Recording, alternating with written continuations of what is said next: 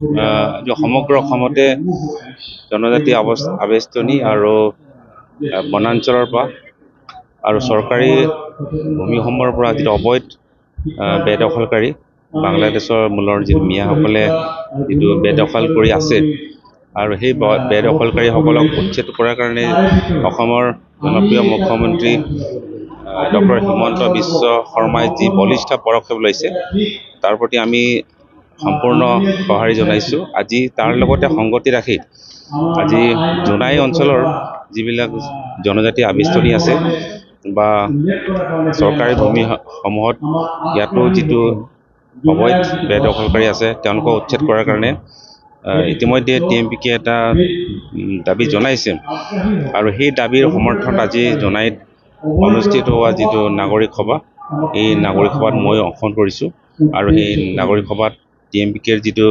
উদ্দেশ্য মই বলিষ্ঠ এটা সমৰ্থন আগবঢ়াইছোঁ আৰু এইটো সকলোৱে সমৰ্থন কৰিব লাগে বুলি মই আহ্বান জনাইছোঁ।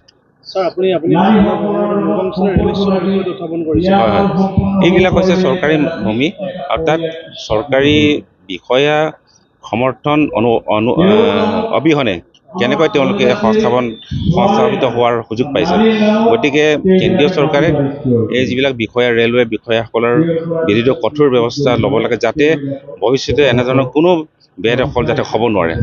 আৰু মই লক্ষ্য কৰিছোঁ যে যিবিলাক বেদখলকাৰী বুলি কোৱা যায় তেওঁলোকৰ হাতে হাতে আমি ৰেচন কাৰ্ড আছে, আধাৰ কাৰ্ড আছে বা নাগৰিকত্ব যিবিলাক প্ৰমাণ পত্ৰ আছে, আজি প্ৰায় 20-30 বছৰ আগৰ নথি পত্ৰ আছে বুলি আমি গম পাইছোঁ। এইবিলাক কেনেকৈ পায়?